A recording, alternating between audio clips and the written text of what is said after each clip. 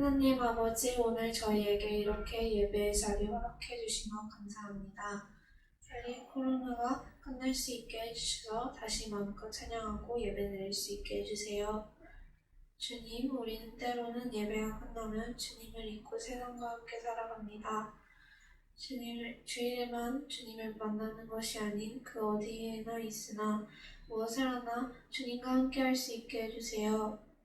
또한 저희가 때론 넘어지고 다른 곳을 바라보더라도 다시금 주님을 찾을 수 있게 해주세요. 항상 저희와 함께 해주시는 주님 감사드리며 예수님의 이름으로 기도드립니다.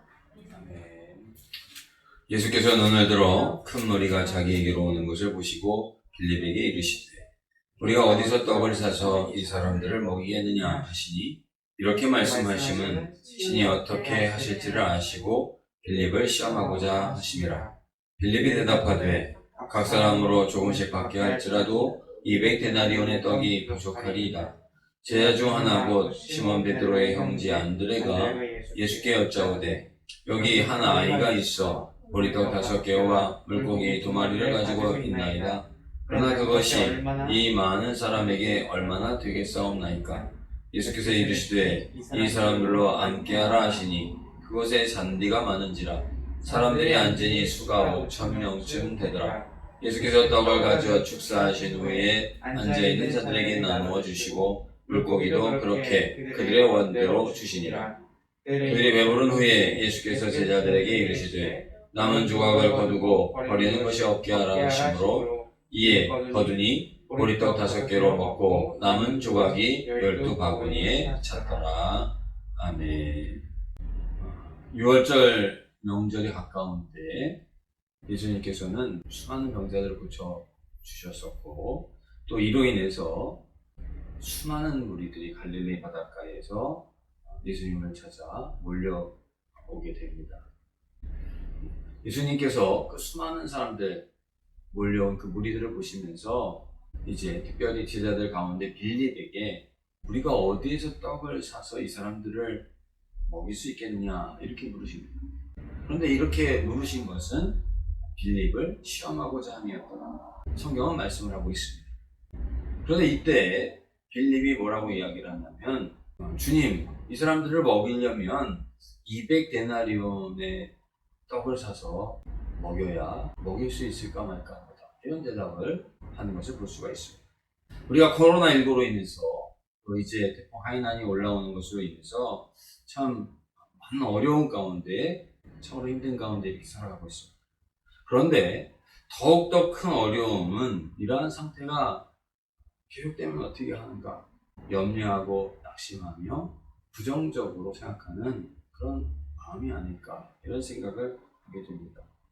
왜냐하면 그런 마음 속에 하나님께서 주시는 기쁨과 즐거움 또 은총과 또 은혜의 삶을 잃어버릴 뿐만 아니라 또 하나님의 그러한 은혜 가운데 능력 가운데 살아가야 할 힘을 가지고 살지 못하기 때문입니다.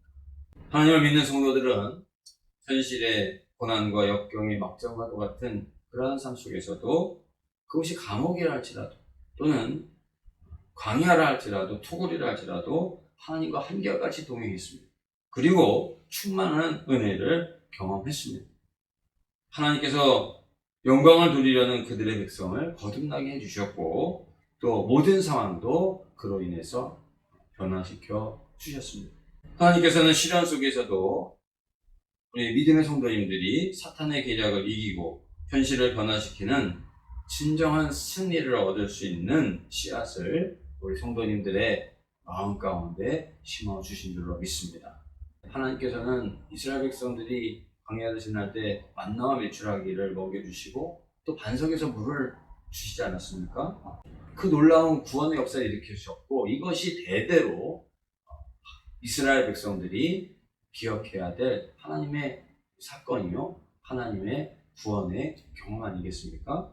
마찬가지로 오늘 갈릴리 바다를 건너신 주님께서 큰 무리가 그들을 따라왔습니다. 그들을 오병이어로 먹이신 이 사건 우리가 너무나도 잘 알고 있는 사건이죠. 그런데 이 사건은 과연 단순히 5,000명을 우리 주님께서 배고프고 굶주린 그들을 먹이셨다라고 하는 것이 우리에게 주는 교훈일까요? 오병이어는 그저 5,000명을 먹이신 것에 끝나는 것이 아니라 하나님께서 진정한 승리의 영광을 예수 그리스도를 우리에게 주셨다라고 하는 사실을 분명하게 보여주신 사건. 바로 예수님은 우리의 주님이시요 하나님의 구원이시라는 것을 분명하게 보여준 사건이 바로 이 오병이어의 사건이다라고 하는 사실을 미리 말씀을 드리면서 오늘 저는 채워진 인생으로 살려면 이라는 제목으로 함께 말씀을 나누고자 합니다. 어떻게 하면 우리는 누가 내 치질을 옮기면 어떡하나 이런 생각을 가지고 살아가는 그러한 모습이 바로 우리들의 모습입니다. 그것이 우리의 걱정입니다. 그런데 이러한 생각을 끊고 우리를 참으로 먹이시는 분은 누구시냐? 바로 우리 주님이시고 우리를 참으로 베푸시고 은혜 가운데 살기를 원하시는 분은 누구시냐? 바로 주님이시라는 사실을 우리는 오늘 본문을 통해서 볼 수가 있습니다. 많은 무리들이 모였죠. 예수님께서 그 무리들을 보시면서 영적으로 먹이는 것에만 예수님 관심을 두셨다고 하더라도 그것은 각자들의 몫입니다. 어쩔 수 없는 일이죠. 그런데 예수님을 향해서 다가온 그들에게 예수님은 이미 말씀으로 먹이시고 병자들 고치시고 그러신 우리 주님께서 빌립에게 이들이 굶주렸는데 이들이 줄였는데 이들을 어떻게 하면 떡을 사서 먹일 수 있겠느냐 우리 주님께서 물어보시는 것을 볼 수가 있습니다. 하나님은 우리에게 한없는 긍휼과 자비와 은혜로 우리를 베푸시기 원하시고 능력을 받기 원하시고 기쁨 가운데 살아가기를 원하시고 충만한 가운데 살아가기를 원하는데 우리는 그것을 모르고 산다면 그리고 불평한다고 한다면 얼마나 안타까운 어리석은 일이겠습니까? 오늘 말씀에 요한복음 6장 5절부터 6절 말씀을 보십니까? 어떻게 하면 빌립에게 이렇게 말씀하십니다. 어떻게 하면 이 사람들을 먹일 수 있겠느냐? 그런데 이 말씀은 빌립을 시험하고자 함이었더라 말씀하고 있습니다. 빌립은요 제자들 가운데도 베세다 출신입니다. 그래서 이 지역을 누구보다도 잘 아는 사람이에요. 그러니까 주님께서 야 빌립아 베드로도 있잖아요, 야고보도 있잖아요, 요한도 있잖아요. 왜 빌립에게 물어봤을까요?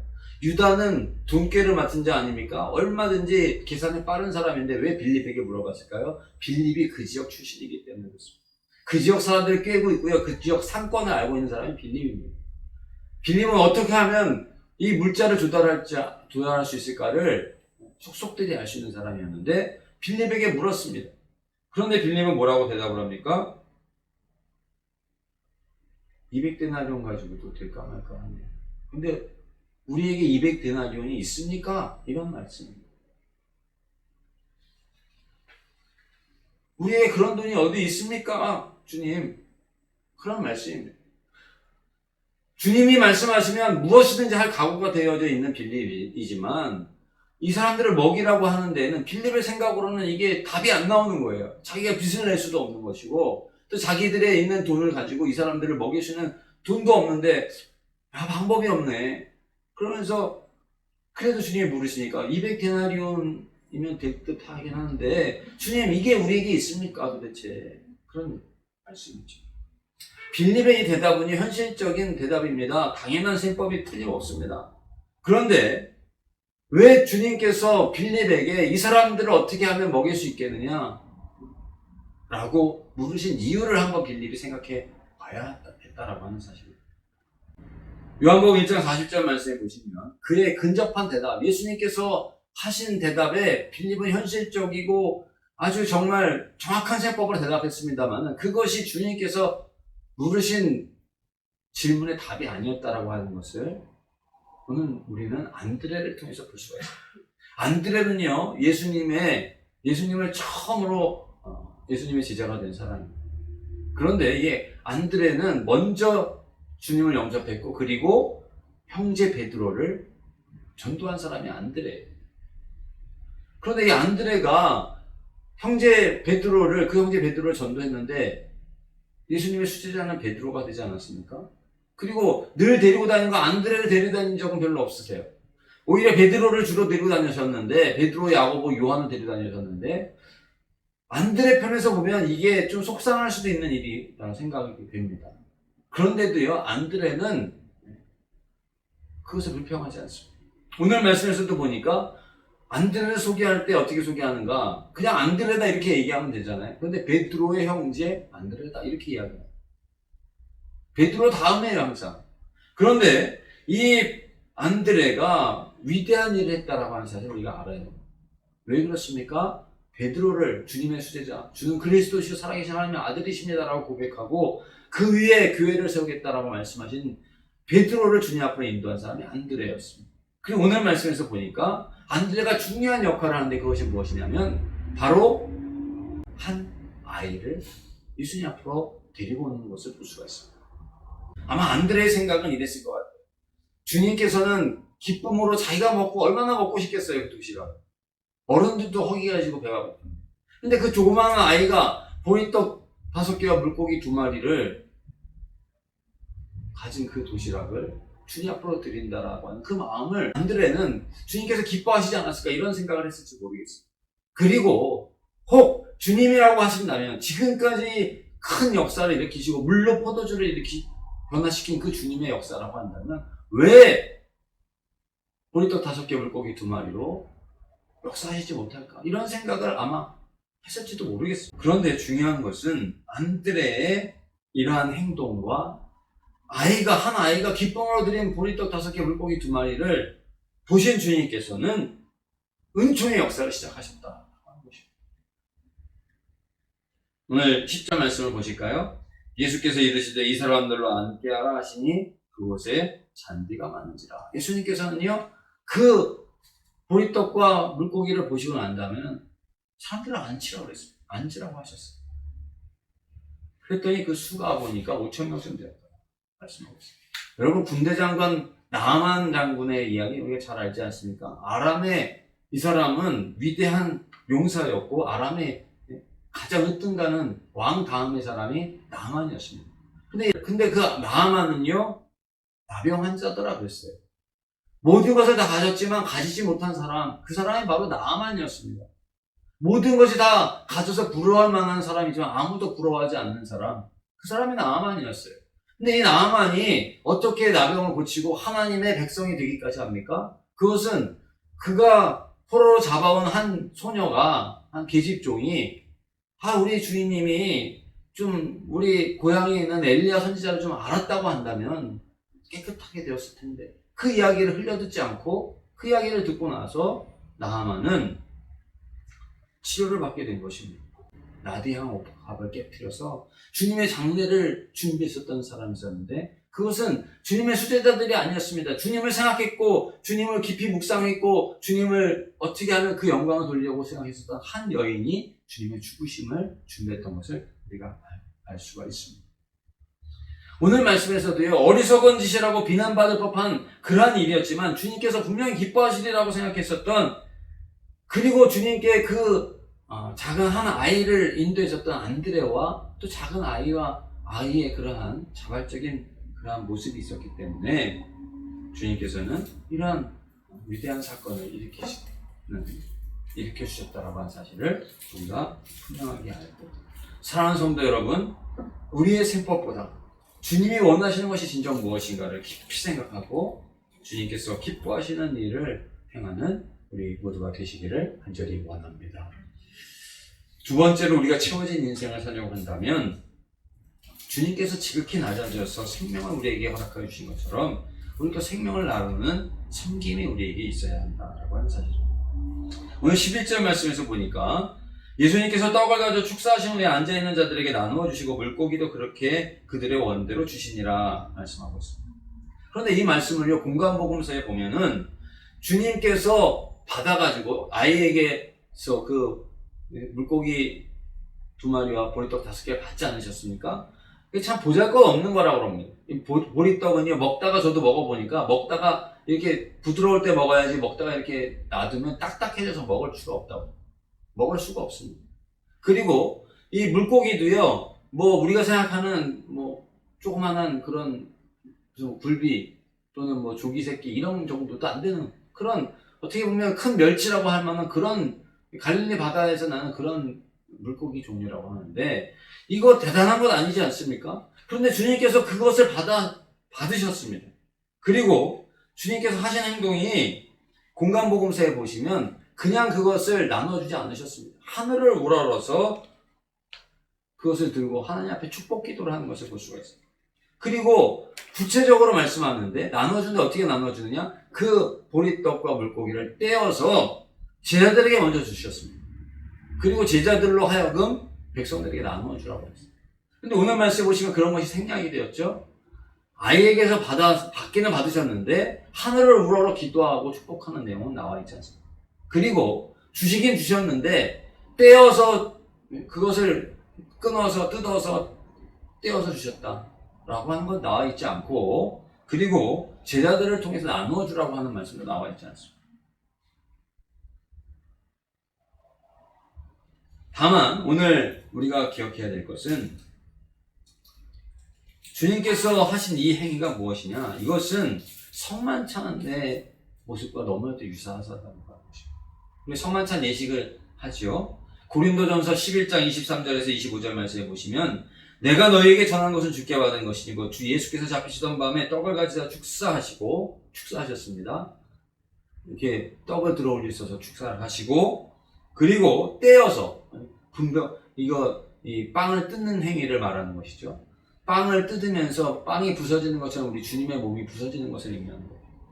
이것은 너희를 위하여 내 몸이니 이것을 행하여 나를 기념하라 하시고, 식후에 또한 그와 같이 잔을 가지시고 이르시되 이 잔은 내 피로 세운 새 언약이니 이것을 행하여 마실 때마다 나를 기념하라 하셨으니 너희가 이 떡을 먹으며 이 잔을 마실 때마다 주의 죽으심을 그가 오는 때까지 전하는 것이니라 말씀하고 있는데, 바로 이 오늘 오병이어의 사건은요, 마지막 만찬 이전에 예수님께서 우리의 죄를 사해 주시기 위해서 십자가에서 죽으시고 또 부활하셔서 이를 믿는 사람들마다 구원을 얻게 하시는 우리 주님의 그러한 구속의 예표가 오늘 이 사건이라고 하는 사실을 우리가 볼 수가 있는 것입니다.